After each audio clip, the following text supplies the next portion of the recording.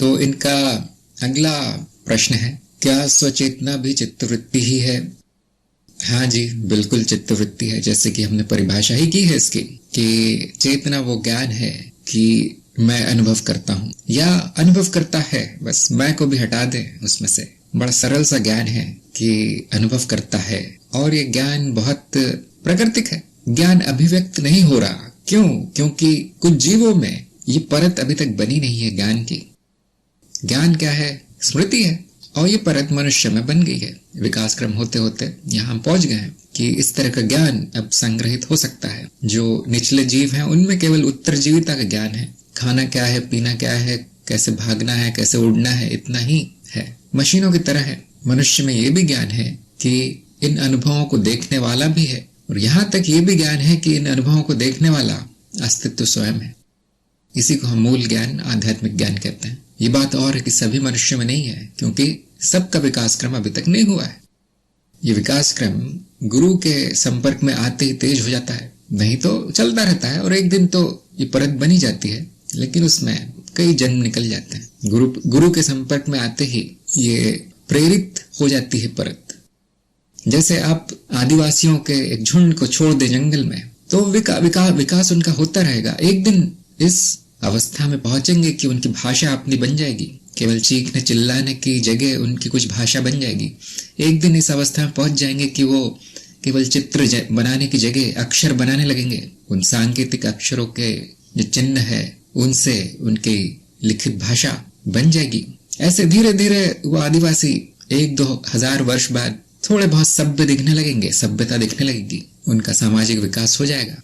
लेकिन यदि कोई सभ्यता से शहरी व्यक्ति वहां पहुंचता है उनके जंगल में, और उनको लिखा पढ़ा देता है, सिखा देता है, तो आप देखेंगे 10-20 वर्षों में ही वहां काया पलट हो जाती है। उनके गांव बस जाते हैं, उनका रहन सहन बदल जाता है, वो बोलने लगते हैं और पढ़ने लगते हैं, आगे बढ़ जाते हैं, विकसित हो जाते हैं। क्यों? क्योंकि संपर्क में आ गए हैं किसी विकसित व्यक्ति के। ऐसा ही पालतू पशुओं में देखा गया है। पालतू पशुओं में अधिक बुद्धि होती है जंगली पशुओं की तुलना में। यही प्राकृतिक प्रक्रिया चल रही है कि जो एक बार विकसित हो गया वो अपना ज्ञान नीचे प्रसारित करता है, सबको देता है, और उनको भी ऊपर उठाने का प्रयास करता है। जब आपके साथ ऐसा हो जाता है तो आप में एक प्राकृतिक कह सकते हैं वृत्ति है कि मैं सबको अपने स्तर तक उठाऊं, मैं कुछ जान गया हूं तो सबको बताऊं। तो हम यही कर रहे हैं। बोधि वार्ता का यही लक्ष्य है। जब आपका ज्ञान पक्का हो जाएगा तो आप भी यही करेंगे। ये स्वचेतना की वृत्ति आप दूसरे व्यक्तियों तक पहुंचाएंगे।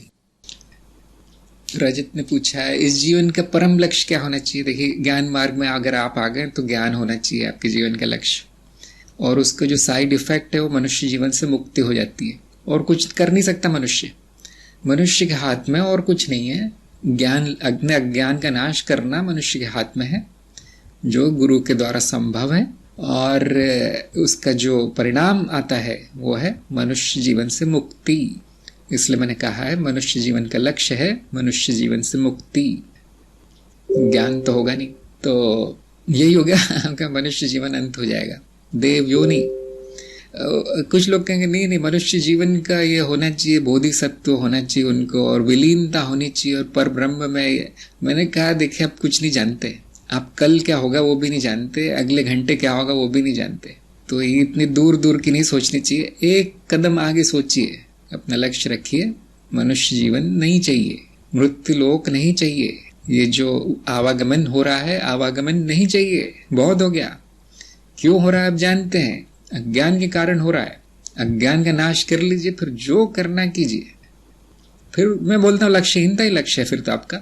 ज्ञान होने के बाद मैंने कहा लक्ष्यहीनता ही लक्ष्य। आप कुछ भी लक्ष्य बना लीजिए, सब बराबर है। यहाँ नहीं रहना है, यहाँ नहीं रहना है, मनुष्य रूप में नहीं रहना है। ये बस इतना ध्यान रखिए। ये नहीं सोचना है मुझे बोधिसत्व क्या है और ये क्या है, मुझे ईश्वर में विलीन होना है, पर ब्रह्म में नहीं।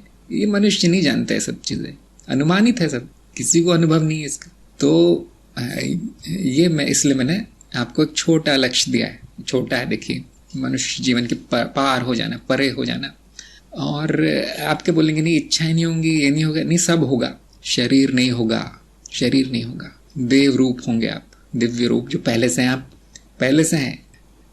गलती यह है कि अज्ञान के कारण आप कुछ और नहीं कर सकते। मनुष्य या पशु बस इतना ही हो सकते हैं। तो यहां से निकल जाइए।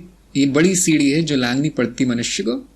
इसके बाद सब अपने आप होता है, इसके बाद कुछ भी नहीं होता, कुछ खास बड़े व्यवधान नहीं आएंगे इसके बाद। ये ग्रंथि जो है ना, ये मनुष्य ही है, यहीं पर मामला अटकता है विकास क्रम में। क्यों? अहम भाव के कारण।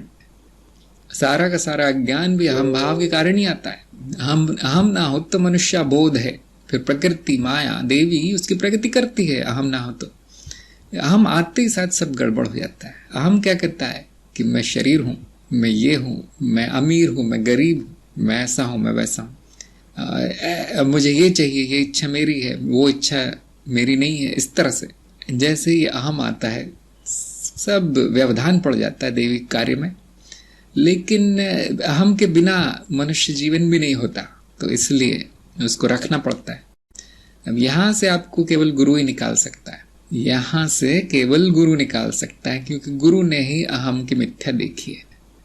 समाज नहीं निकाल सकता आपको। और देवी की इतनी रुचि नहीं होती, देवी की रुचि खेलने में है, उसको खेल पसंद है। वो जानती है कि अनंत काल है लोगों को विकास करने के लिए, अनंत काल दिया गया है, तो खेलो, वो कहती।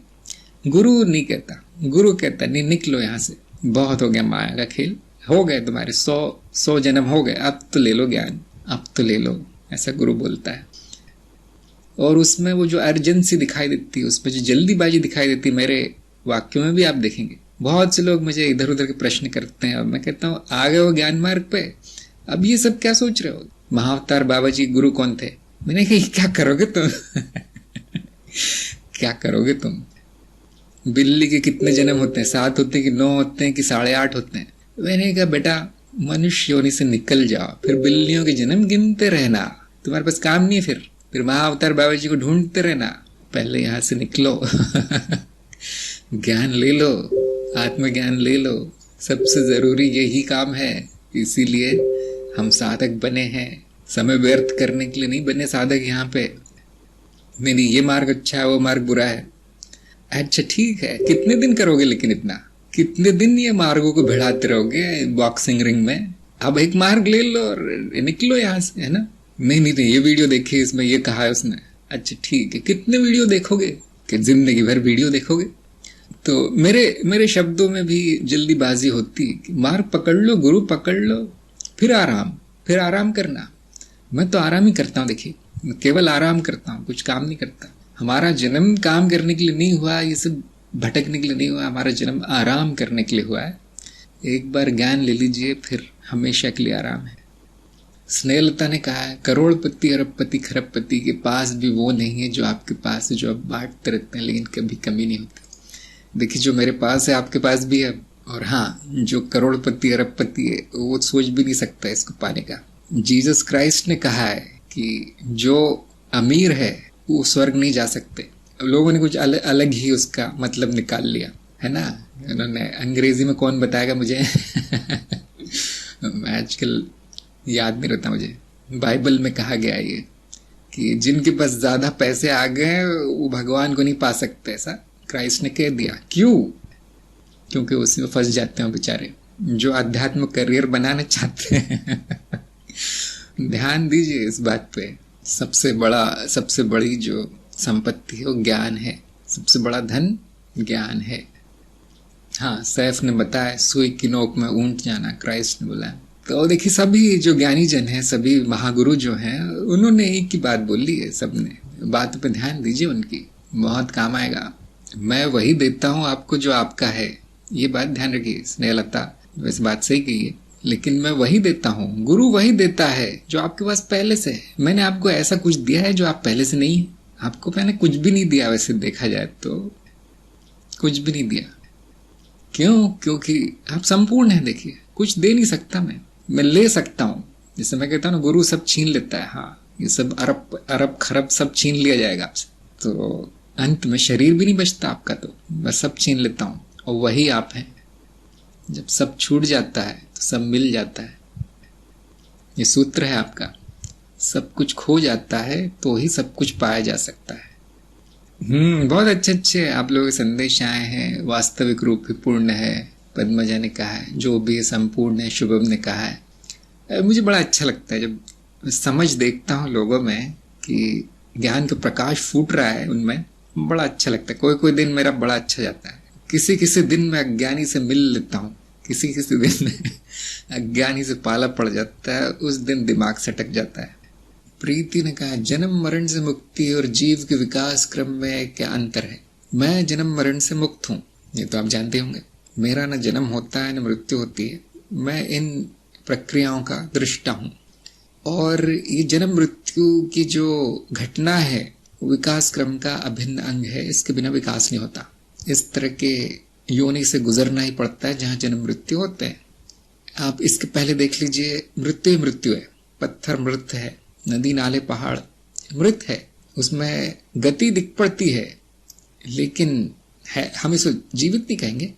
संगठन उनका दिख पड़ता है, वहां पे संगठित है, लेकिन हम प्राण नहीं कहेंगे, उसे प्राणी नहीं कहेंगे। फिर जैसे ही वो प्राणी रूप में आता है तो वहां दोनों है।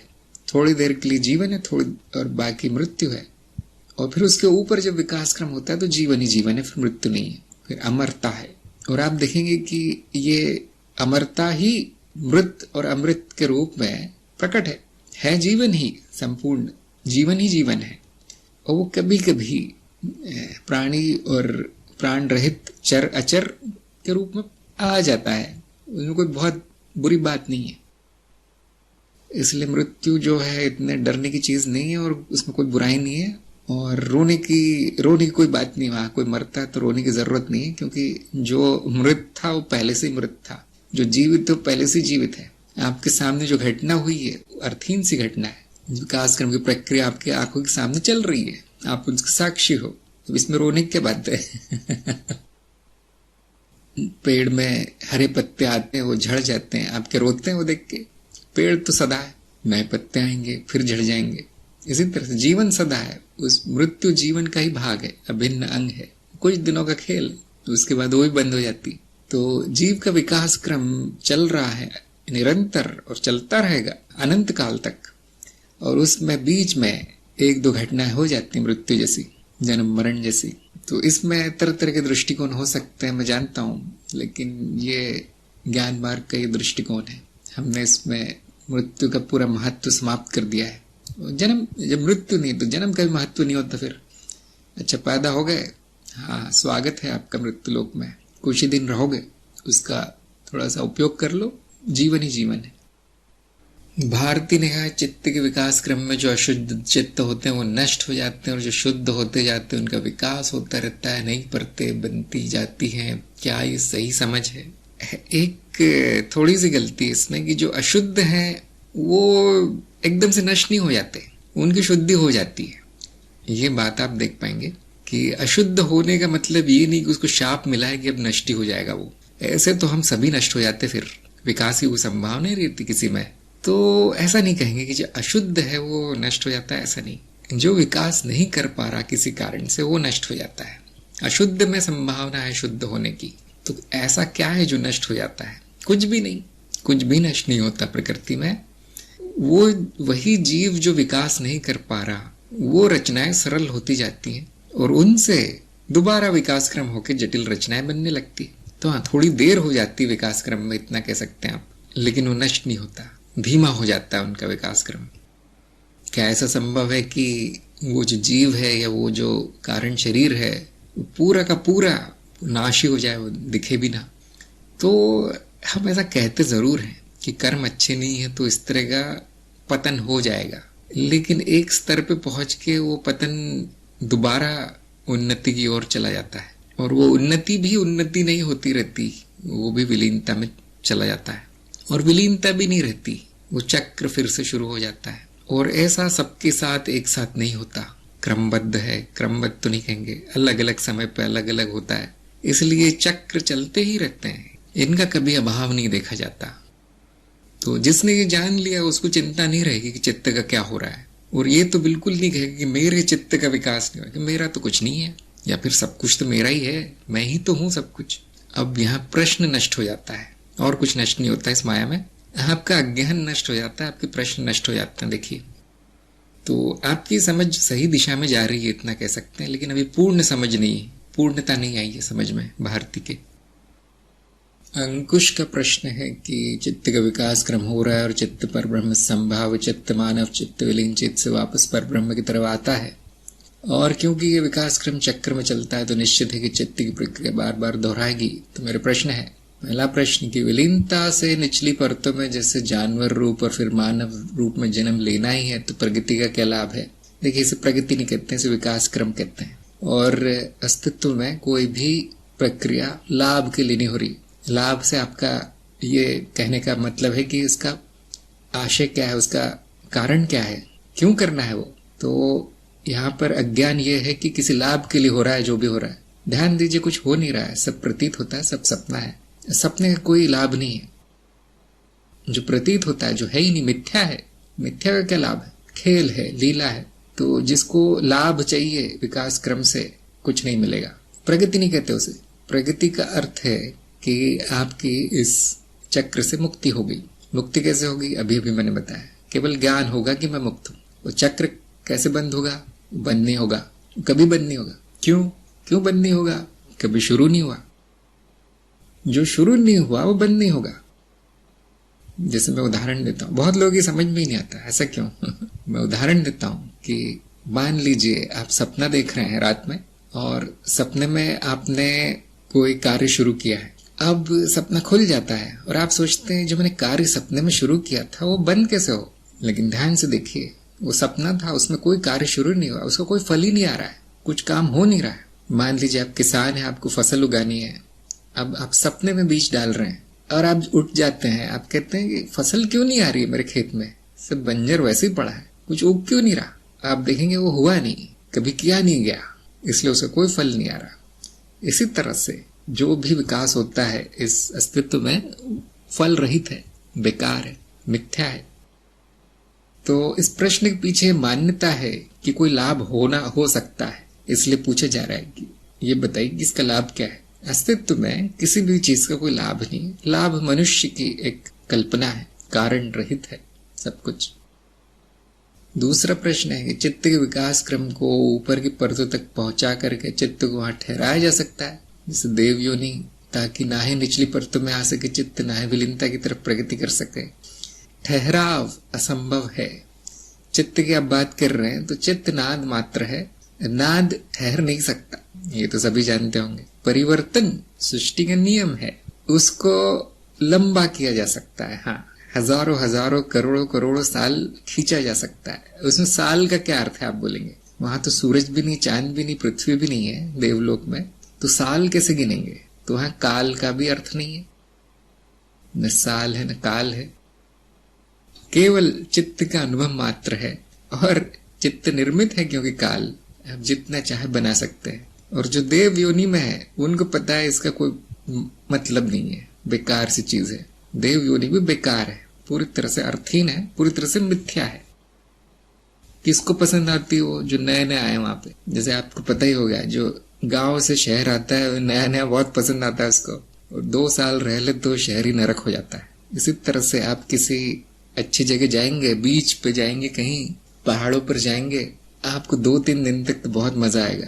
उसके बाद जीवन का संघर्ष, हर चीज महंगी वहां, खाना बेकार सा है, हर कोई लूटने में लगा है पर्यटक को। इस तरह मौसम एक या तो बहुत ठंडा है या तो बहुत गर्म है, तो 1 महीने बाद वो नरक हो जाती है, वो जो स्वर्ग जैसी जगह लग रही थी। इसी तरह से वो देव योनि भी बेकार है, वो उसी को पसंद आती है जो मनुष्य रूप में बहुत दुख भोग चुका है, कई जन्म बिता चुका है। उसके लिए थोड़ी देर तक वो सहारा है। और क्योंकि काल नाम की चीज नहीं है, कितना भी खींच सकते हैं उसको, लेकिन परिवर्तित होकर देव योनि के ऊपर वहां चित्त रूप में आ जाते हैं वो सब। अब कोई नहीं जानता वो क्या है, तो मैंने उसको अज्ञेयता की परत कहा है, जो नए वीडियो बनाए हैं ज्ञान सूत्र के, कि हम जानते नहीं। यहाँ तक कि शास्त्रों में भी कुछ खास लिखा नहीं है। जो मनुष्य के ऊपर जो भी है सभी को देव बोल दिया गया है। थोड़ा सा यहाँ पे अज्ञान है वहां, तो हमने उसको सुधारने का प्रयास किया, लेकिन हम जानते नहीं, किसी का अनुभव है नहीं कि वो जाएंगे कहाँ। लेकिन हम ये जानते हैं कि वो सब विलीनता की तरफ जाते हैं, और विलीनता में एक सीढ़ी आती है जहाँ पे व्यक्ति का नाश होता है, और उसके बाद ये सोचने वाला, ये इच्छा करने वाला ही नहीं रहता कि मुझे कितने साल रहना है यहाँ। जब कोई है ही नहीं वहां इच्छा करने वाला, तो कितने साल रहना है फिर ठहराने की बात ही नहीं आती है। फिर जो भी इच्छा है वो देवी स्वयं है। देवी की क्या इच्छा है? परिवर्तन। देवी की इच्छा है बदलना। तो वो बदलाव ही नियम है, और वो बदलाव के कारण तरह तरह की आकृतियां उभरती रहती हैं और वो उभर के विलीन हो जाती हैं। चाहे वो ठहरी लगे, चाहे वो तेजी से बदलती हुई लगे, सब का सब बेकार है, सब का सब सपना है। बहुत से लोग मनुष्य जीवन से आसक्त हैं, वो चाहते हैं कि यही लंबा खिंच जाए। पड़े रहते हैं हॉस्पिटल में, 90 साल का हो गया वो बूढ़ा आदमी, पड़ा हुआ है, 1 लाख रोज का बिल आता है उसका हॉस्पिटल का। नहीं, 2-3 दिन और जीवित रह जाऊंगा ना, अच्छा होगा। मैंने कहा हाँ, बहुत अच्छा हो रहा है, अस्पताल की कमाई हो रही भरपूर, और ये तुमने जो भी जुगाड़ा था पता नहीं क्या करके वो सब दान हो जा रहा है। अमीर लोग और अमीर हो जा रहे हैं, और तुम तो गरीब थे, तुम तो पहले से गरीब हो। तो उनकी आसक्ति इतनी है, कोई भी रूप हो, लोगों की आसक्ति होती। एक कहानी थी कि पता नहीं कौन था वो, मतलब सभी योनियों में जाता था और वहां फंस जाता था। ब्रह्म या विष्णु या कोई थे, तो अंत में वो गटर में कीड़ा बन गया, और वहां से भी नहीं जाना चाहता था। उसको निकालने के लिए महादेव या पता नहीं किसी को आना पड़ा, वो मुझे अच्छे से याद नहीं कहानी। लेकिन उस कहानी की यही शिक्षा है कि आप गटर में भी पड़े हो तो भी उसको लंबाई खींचना चाहेंगे, उसको ठहराना चाहेंगे। और देव योनि का भी यही हाल है। केवल एक ज्ञानी जानता है, केवल ज्ञान मार्गी जानता है कि ये सब बेकार है। उसको ठहराव भी अच्छा लगता है और उसको परिवर्तन भी अच्छा लगता है। सब ठीक है, क्यों? सब बेकार है। विराट ने पूछा है, क्या पिता पुत्र का एक कारण शरीर हो सकता है? हाँ, हो सकता है, बिल्कुल हो सकता है। समानांतर विकास क्रम एक सिद्धांत बोधिवार्ता में बताया गया है, जिसके अनुसार एक ही कारण शरीर जब वो इतना विकसित हो जाता है कि एक साथ कई जन्म ले सके, तो वो इस तरह की लीला करता है अपनी इच्छाएं पूरी करने के लिए। उसको एक जन्म में पिता बनना था, एक जन्म में पुत्र बनना था, अब उसमें इतनी क्षमता आ गई कि वो दोनों एक साथ कर सकता है। और जो कारण शरीर बहुत अधिक विकसित हो जाते हैं, वो कई जीवों के रूप में एक साथ आ सकते हैं। और अगर ऐसा और बढ़ जाए तो आप जान सकते हैं वो महाचित्त हो गया। सारे जीवों के रूप में वही प्रकट है, सारे शरीरों के रूप में एक ही चीज प्रकट है, महाचित्त। वो कुछ नहीं, एक बहुत बड़ा कारण शरीर मात्र है महाचित्त। और विश्वचित्त ऐसे महाचित्तों का समूह है, अनंत है। तो आप इसकी व्यक्तिक सीमा कहाँ पे खींचते हैं उस पर है। जैसे हमने बोधिवार्ता में व्यक्तिक सीमा कारण शरीर पे ही खींची है कि उसके ऊपर व्यक्ति नहीं होता, व्यक्तित्व नहीं होता, अव्यक्तिक होता है उसके ऊपर। इसके लिए हिंदी शब्द मुझे ठीक आ नहीं रहा है, सब संस्कृत शब्द हैं। तो वहां पर व्यक्ति के रूप में नहीं पाया जाता चित्त, फिर कारण शरीर, और नीचे व्यक्त है व्यक्ति के रूप में। तो ये कारण शरीर पर सीमा खींच देने से हम कह सकते हैं कि एक ही कारण शरीर कई रूपों में प्रकट हो सकता है। और यहाँ तक कहा गया है वहां पे समानांतर विकास क्रम में कि कई कालों में भी एक साथ उसका जन्म हो सकता है। जैसे एक शरीर वो 100 साल पहले धारण कर सकता है, 1 साल अभी, और एक शरीर 100 साल बाद, क्योंकि कारण शरीर के स्तर पर समय अलग है। वहां पे समय इस तरह का भौतिक वाला समय नहीं है। तो किसी भी काल में जाके अगर उसमें योग्यता है, अगर वो बहुत बड़ा हो गया है, बहुत विकास कर गया है कारण शरीर, तो वो ये सब सिद्धियां प्राप्त कर लेता है। जिनका जो कारण शरीर इतने विकसित नहीं हुए हैं, वहां भी आप देखेंगे पिता पुत्र एक ही महापरिवार से है, अर्थात वो कारण शरीर अड़ोसी पड़ोसी हैं। महापरिवार मतलब कारण शरीरों का परिवार, जिसमें हजारों कारण शरीर होते होंगे, जिनका विकास साथ साथ हुआ है, जिनके कर्म बंधन है, कई बार जन्म लेने से, 7 जन्म लेने से बंधन आ गए हैं, वो है कारण शरीरों का परिवार। और आम जनता के मामले में यही देखा जाता है कि जो उनके सगे संबंधी हैं वो एक ही महापरिवार से होते हैं, बार बार वही जीव प्रकट होते हैं, उन्हीं संबंधों में बनते हैं। क्योंकि बहुत लोगों का अप्रोक्ष अनुभव भी है, उनको तुरंत पता चल जाता है कि उनके घर में जो बेटी का जन्म हुआ है वो उनकी दादी है। बहुत लोगों ने बताया मुझे, इस तरह से होता है। विराट ने कहा मुझे ऐसा लगता है, इसलिए प्रश्न किया। हाँ, हो सकता है, बिल्कुल एक ही कारण शरीर हो। कभी कभी जो जुड़वा होते हैं बच्चे, अक्सर देखा जाता है उनका स्वभाव भी एक जैसा ही है। यहाँ तक कि एक जो सोच रहा है दूसरे को पता चल जाता है। इस तरह से बहुत गहरा संपर्क होता है। तो हम कहते हैं एक ही कारण शरीर ने दोनों से संपर्क स्थापित कर दिया। गर्भ में जब थे तो उसको पता नहीं चला कि अलग अलग है, ये दोनों से हो गया। मीरा ने पूछा, एक कारण शरीर को भोगने के लिए एक से ज्यादा जीवन हो सकते हैं? हाँ, हो सकते। इसको मैं कहता हूँ समानांतर विकास क्रम। बढ़ते बढ़ते कारण शरीर में इतनी योग्यता आ जाती है कि वो एक से अधिक जन्म ले सकता है। देखिए, विभाजन होने लगा है। जो मैंने कहा था ना, एक कोशिका का 2 में, 3 में, ऐसे 10 में, ऐसा वैसे ही उसमें योग्यता आ जाती है कारण शरीर में, तो एक साथ कई जगह वो अपना खेल चला सकता है, कई पुतले दौड़ा सकता है। और क्योंकि उनके अनुभव अलग अलग होंगे तो कारण शरीर में विभाजन पड़ जाता है, एक के कई हो गए। देखिए, बड़ा प्राकृतिक है ये खेल, बड़ा प्राकृतिक है। मैं तो कहता हूं आपका जन्म, मेरा जन्म एक दिन एक ही कारण शरीर से हुआ था, है ना। जो लोग कहते हैं आप पहचाने हुए लगते हो, हाँ हम एक ही थे पहले, विभाजन हो गया, मैं और आप हो गए। बड़ी विचित्र बात है। सारी सृष्टि ऐसी हुई है, सारी सृष्टि ऐसी हुई है, सरल रचनाओं से जटिल रचनाएं। और इस पृथ्वी पर जितने भी लोग हैं, करोड़ों करोड़ों, एक थे पहले। वो कब, वो नहीं बता सकते। देखिए, समय वमय का कोई अर्थ नहीं होता यहाँ पे, जब चाहिए तब। तो मीरा का प्रश्न का उत्तर बड़ा आसान है कि ये तो होकर ही रहेगा। हो सकते नहीं, होकर ही रहेगा। ऐसा जिसको आप मेरा कारण शरीर कहते हो, वो मेरा नहीं है उसमें कुछ सब अपने आप ही हो रहा है। न मैं हूं न मेरा है। सूर्यश्री ने कहा है, पुण्यशील होने से देव मनुष्य योनि में आते हैं, ऐसे सुना। हाँ, बिल्कुल सही सुना आपने। ये तो शास्त्रों में मिल जाएगा कहीं। रेहा ने कहा है कि मुख्यमंत्री को जेल होती तो भी ठाट से रखते वो तो यहाँ तक कि कोई बड़े अपराधी होते हैं, वो भी, उनके लिए भी हर सुख सुविधा जेल में होती है। और अगर आप किसी धनी देश में हैं तो कभी कभी जेल उनके घर से अच्छी होती है। जैसे आप किसी यूरोपीय देश में मान लीजिए, वहां की जेल है 5 स्टार होटल जैसी। गर्म पानी आएगा, शावर आएगा, वहां टीवी है, वहां इंटरनेट है, वहां खेल कूद के सामान है, जिम है, फ्री खाना, फ्री। मैं तो कहता हूँ जेल में डाल दो, बहुत से लोगों का कल्याण हो जाएगा तो इसे कहते हैं सुख और समृद्धि। अगर आप उस स्तर पे पहुंच गए तो दुख नहीं होगा, फिर बंधन भी हो तो भी दुख नहीं होगा आपको। मीरा ने कहा है, युक्तेश्वर जी परमहंस योगानंद के गुरु थे और देह छोड़ने के बाद भी देव योनि में देवों के गुरु थे, ऐसा उनकी किताब में है। मतलब देव योनि के ऊपर भी मृत्यु लोक से जाया जा सकता है। हाँ, जाया जा सकता है। जिन लोगों की देव योनि में रुचि नहीं है वो सीधे गुरु लोक पहुंचते हैं। अब उस लोक का क्या नाम है मैं नहीं जानता। जो बहुस्तरीय ज्ञान का वीडियो है, मैंने उसको बोला है कि अज्ञे लोक है, अज्ञे परत है। वहां पर अगर आप रहना चाहते हैं उस अवस्था में तो वो संभव है, देव योनि लांघी जा सकती है। अगर आपकी कोई भी इच्छा नहीं बची, या फिर तंत्र मार्ग से आपने इच्छाओं को जो है कुछ कर रखा, उसे काबू कर रखा, उन पे प्रकट ना हो पाए, या आपके गुरु इतने शक्तिशाली है कि उन्होंने वो इच्छाओं के टुकड़े टुकड़े करके बंटवारा कर दिया है कई जीवों में कि ये एक जीव छूट जाए। कोई बड़ा कारण होना चाहिए।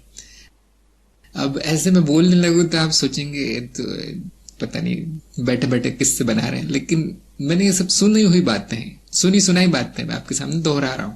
प्रमाण नहीं मांगा जा सकता इन चीजों का।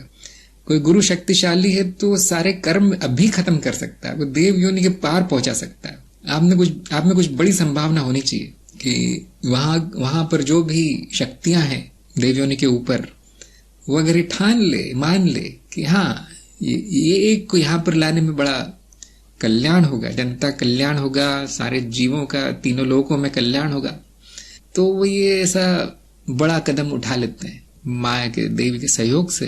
क्योंकि है सब मिथ्या है ना, सॉफ्टवेयर है, सॉफ्टवेयर तो बदला जा सकता है कुछ भी किया जा सकता। कर्म है, स्मृति केवल है, वो खत्म करना कौन सी बड़ी चीज है, कुछ भी किया जा सकता है उसमें। लेकिन हाँ, जो साधारण साधक है हमारे जैसे, उनके हाथ में कुछ खास नहीं है। आप बोलेंगे नहीं देव योनि के ऊपर क्या बताइए, बताया मैंने थोड़ा बहुत, लेकिन वो हमारे लिए कल्पना करना भी कठिन होगा कि क्या है, क्योंकि व्यक्तिनिष्ठ नहीं है। फिर वो परतें हैं, उन परतों में व्यक्ति नहीं होता।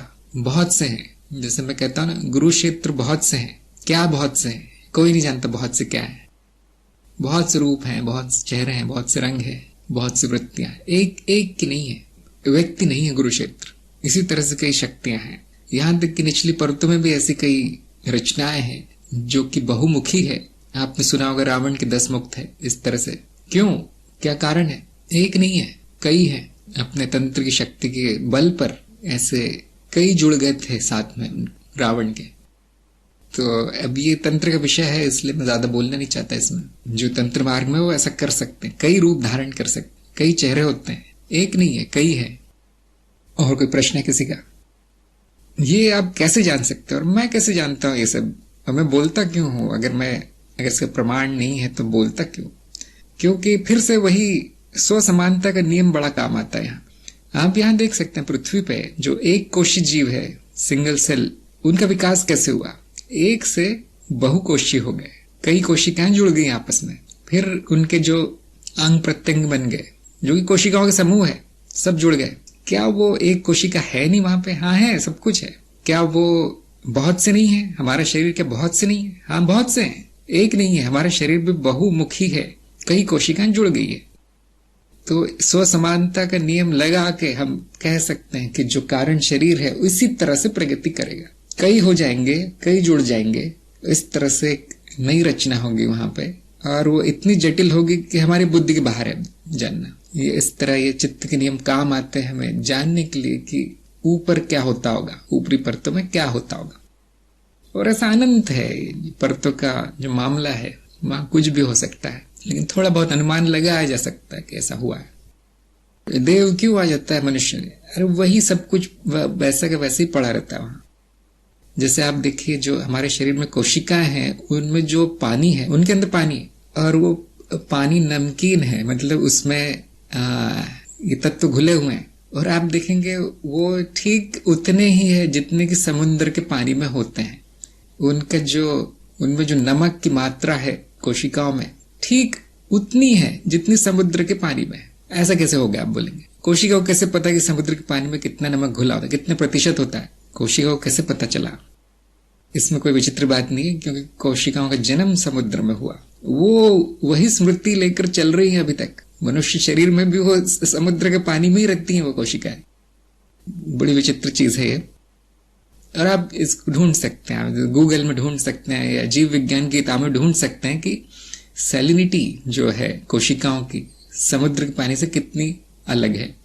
और आप देख के आश्चर्यचकित होंगे कि अभी भी हमारा शरीर समुद्र में ही रहता है, उसी वातावरण में रहती है कोशिकाएं। अभी भी वहां वही चल रहा है जो करोड़ों साल पहले समुद्र में चलता था, जहां जीवन प्रकट हुआ। बड़ी विचित्र बात है। इसी नियम को हम ऊपर ले जाकर लगा सकते हैं, उसको उपयोग कर सकते हैं, कह सकते हैं कि हाँ देव योनि भी वही होगा।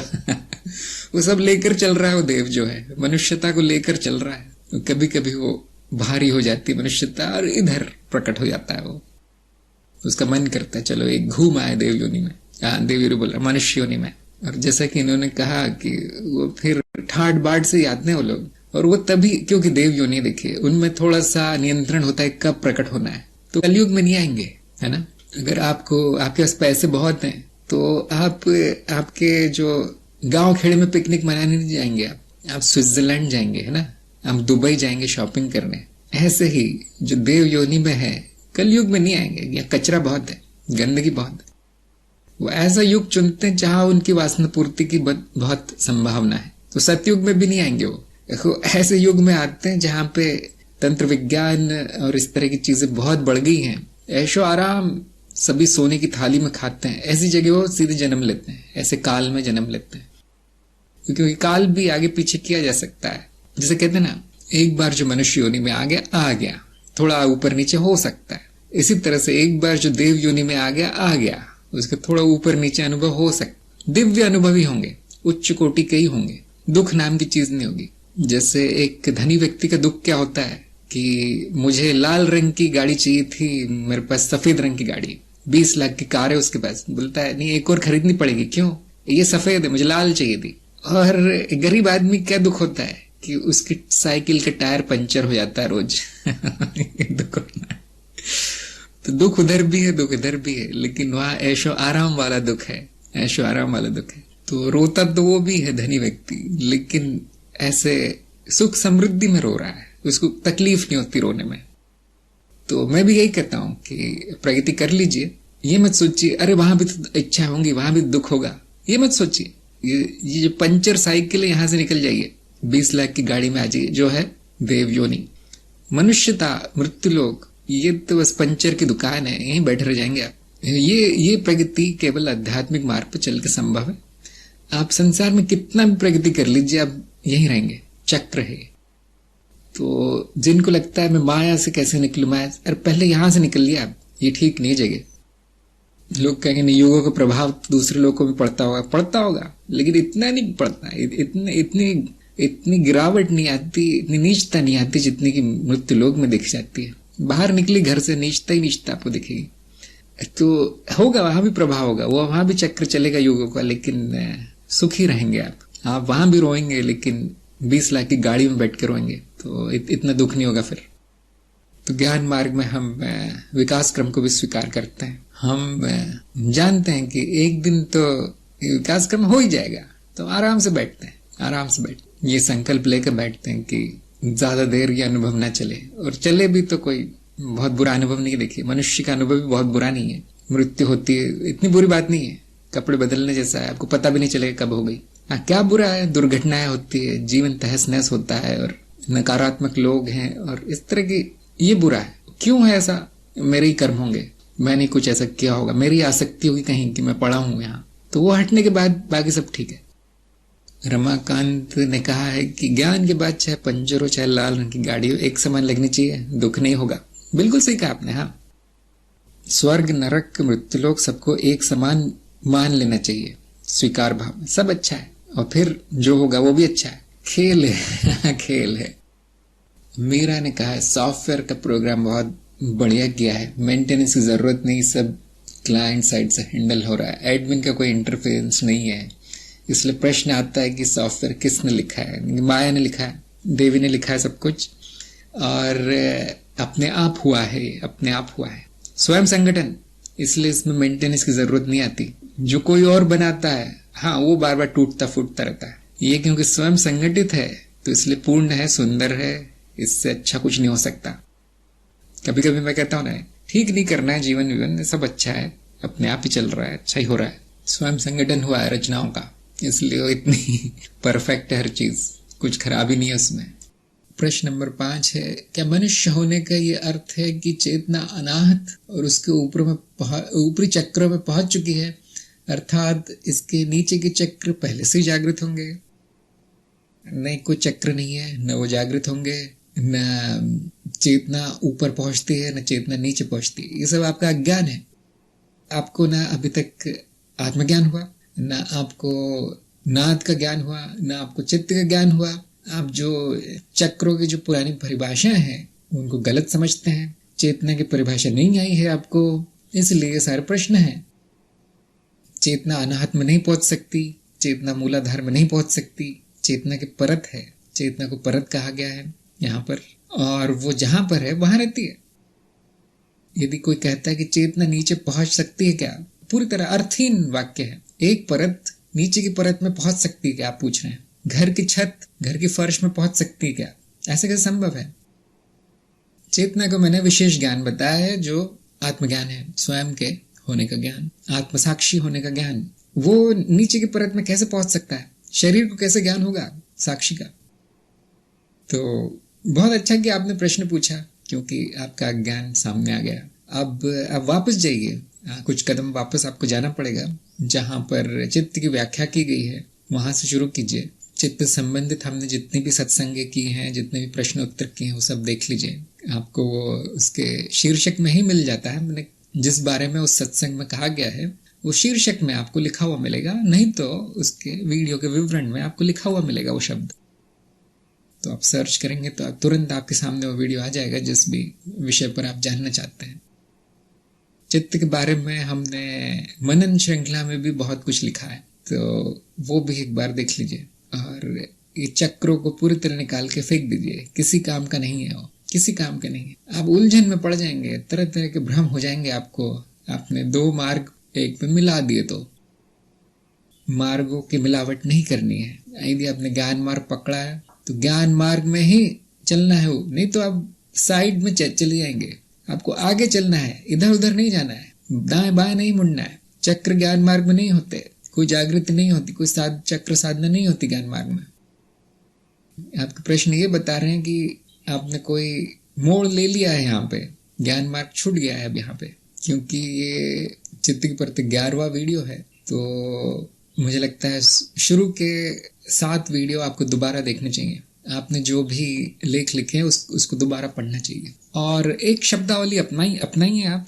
यदि आपको चक्र पसंद आते हैं तो आपको योग मार्ग में जाना चाहिए, किसी अच्छे गुरु के मार्गदर्शन में योग क्रियाएं शुरू कर देना चाहिए यदि आपको इसमें रुचि है तो। और यदि आपको ज्ञान में रुचि है तो ज्ञान मार्ग में रहना चाहिए। सारी शब्दावली आपको ज्ञान मार्ग की रखनी चाहिए।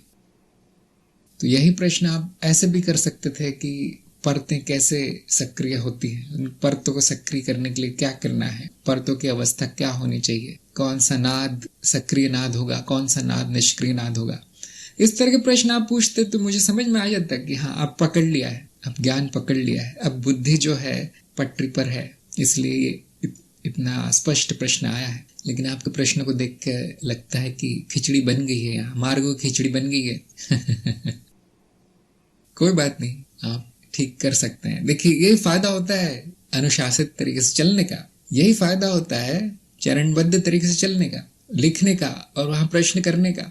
नहीं तो मुझे कुछ पता नहीं चलेगा कौन क्या कर रहा है। नहीं तो मैं ये समझता रहूंगा कि सबको ज्ञान हो रहा है, सबकी प्रगति हो रही है। ये जो फीडबैक मिलता है मेरे को यहाँ से, आप जो भी लिखते हैं और जो भी प्रश्न करते हैं, वो सबसे महत्वपूर्ण भाग है इस कार्यक्रम का।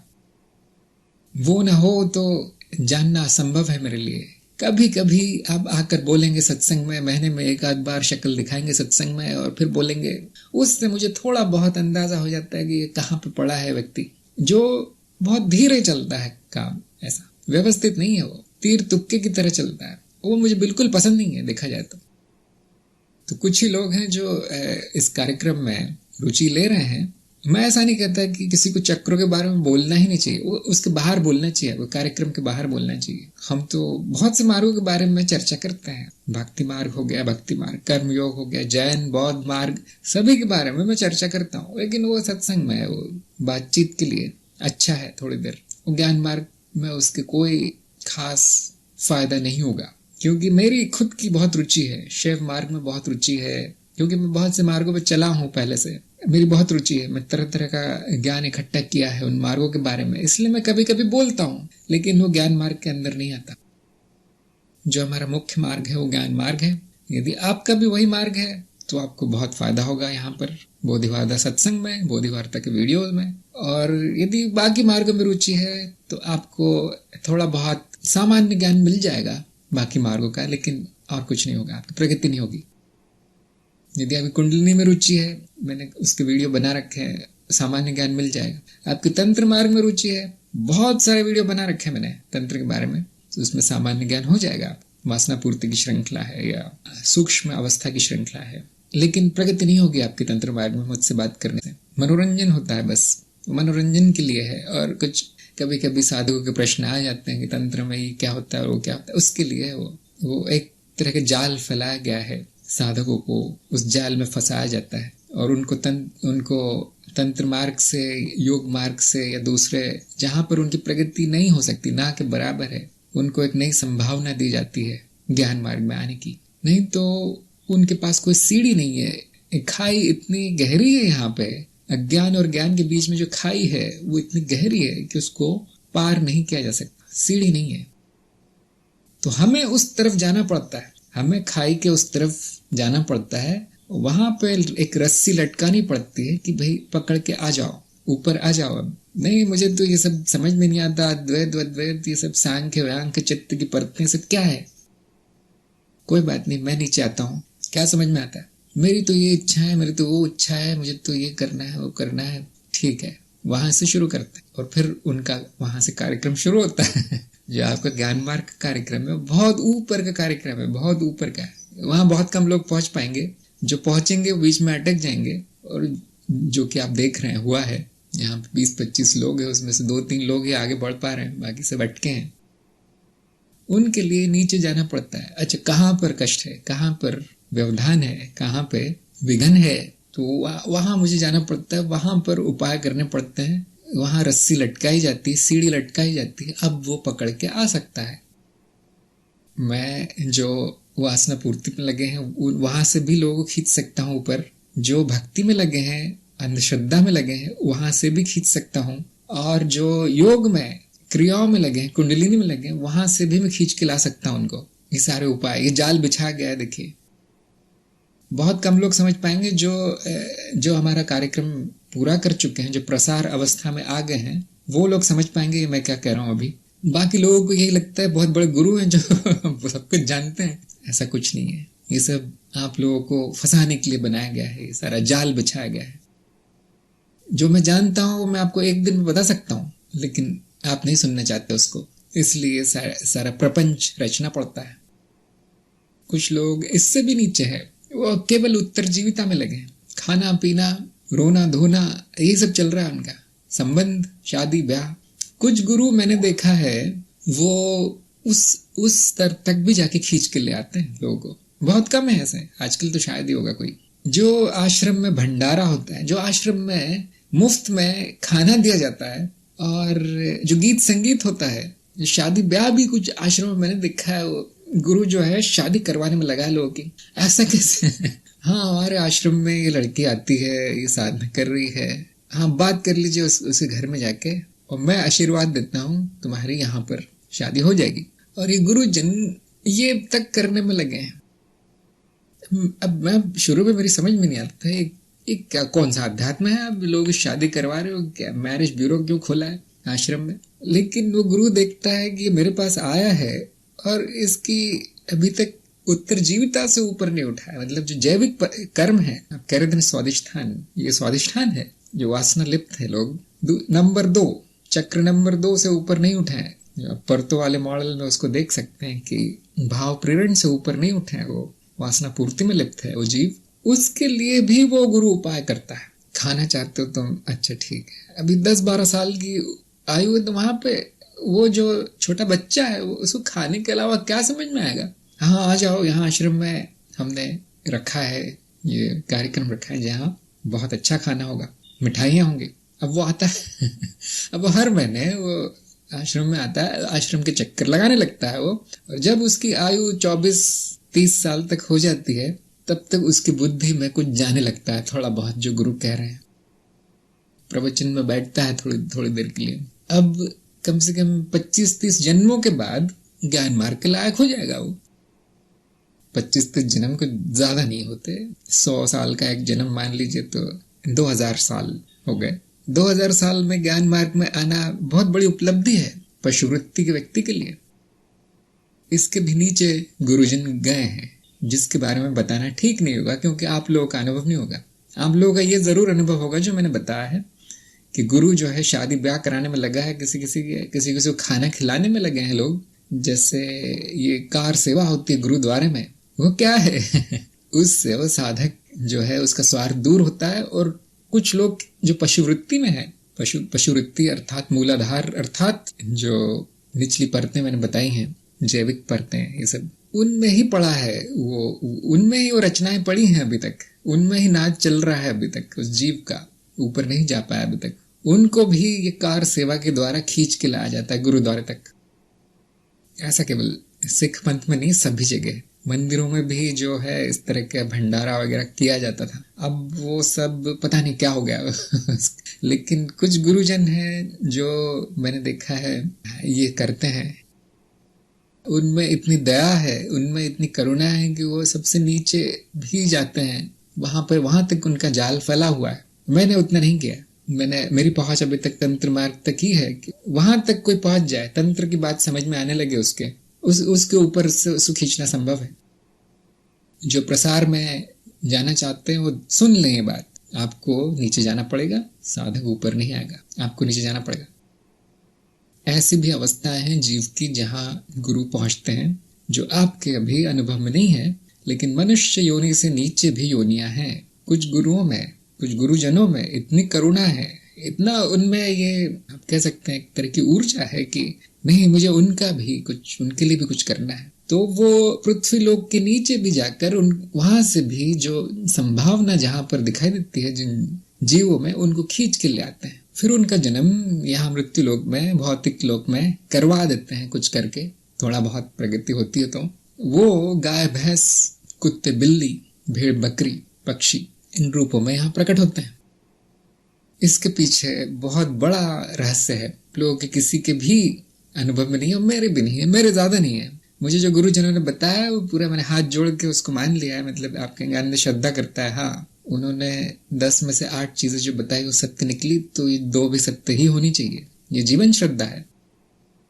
वो पृथ्वी लोक से नीचे के लोकों में जाते हैं, वहां पे जो जीव हैं, जो जिनको पाताल लोक कहा गया है प्राचीन काल में, ऐसा तो नहीं है, निचली और परतें हैं पृथ्वी से भी, वहां भी जीव फंसे हैं। मनुष्य के भी नीचे है, जो पशुओं के भी नीचे है। अब वहां से निकाल के लाना वो बहुत बड़ा काम है। तो जब वो इस लोक में आ जाते हैं और जानवर के रूप में दिखाई देते हैं, और आपने देखा होगा, बहुत सी कहानियां सुनी होगी आपने, जैसे रमण महर्षि ने अपनी गाय लक्ष्मी को ज्ञानी घोषित कर दिया था। और उन्होंने कहा कि गाय जो है ये मुक्त जीव है। ऐसे ही कुछ गुरु हैं जिनके आश्रम में सांप घूमते थे, बड़े बड़े नाग घूमते थे, और वो किसी को काटते नहीं थे, कुछ करते नहीं थे। ये जीव आए कहां से? कभी कभी वो उस गुरु ने नहीं उठाए होते, वो किसी और गुरु द्वारा भेज दिए जाते हैं वहां पे। वो एक जीवन उस आश्रम में बिता ले तो अगला जीवन जन्म उसका मनुष्य रूप में हो जाता है। इस तरह से प्रगति करते हैं। मनुष्य रूप में आ गया एक बार तो फिर नीचे नहीं जा सकता हो। फिर वो जो भी निचली योनियां है, प्रेत योनि है, जो भी योनि कहलाती है, वो उसमें नहीं जाएगा वो। तो ध्यान रखिए, ये माया बहुत बड़ी है, बहुत बड़ी है। गुरु क्षेत्र का जाल हर जगह पहुंचा है। जो गुरु क्षेत्र के जो हाथ है हर जगह पहुंचे हैं। इसमें से एक ये है जो आप सुन रहे हैं आजकल। गुरु क्षेत्र का तंत्र बहुत बड़ा है, उससे बड़ा कुछ भी नहीं है, इससे बड़ी व्यवस्था कुछ भी नहीं है प्रगति करवाने की। विश्वचित्त प्रगति विश्वचित्त स्वयं कर रहा है, और जो साधन उसने उपयोग में लाए हैं जीव की प्रगति के, उसका नाम है गुरु क्षेत्र। मैं उस क्षेत्र का भाग हूं। जिन्होंने कार्यक्रम पूरा किया है वो क्षेत्र का भाग हो गए।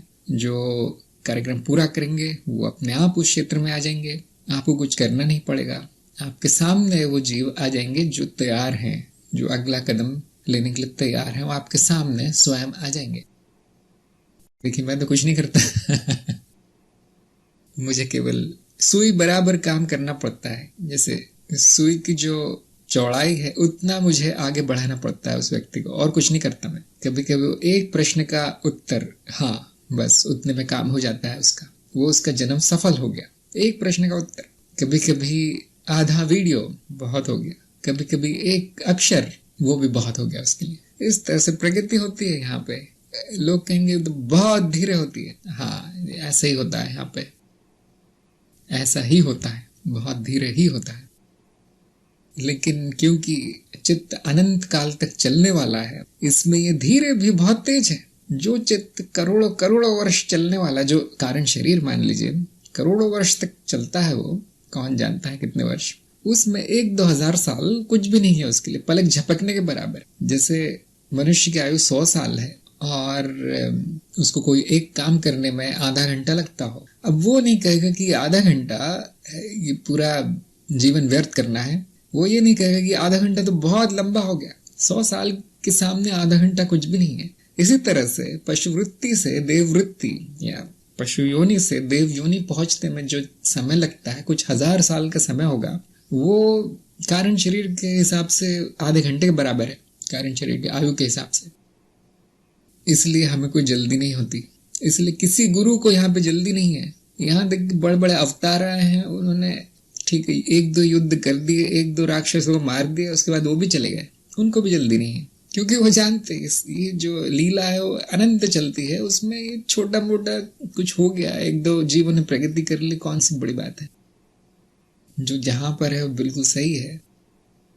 बहुत से लोगों ने पूछा भी है कि इतने बड़े बड़े गुरु आए हैं, सबको सिखाते क्यों नहीं है, सबका अच्छा क्यों नहीं कर देते। गुरु क्षेत्र जिसकी आप बात कर रहे हैं, इतनी शक्ति है, सबको क्यों नहीं ठीक कर लेता, एक दिन में क्यों नहीं कर लेता। पूरा संसार में से सारा दुख, सारा पाप, सारा अन्याय, सारा कष्ट एक दिन में क्यों नहीं चला जाता।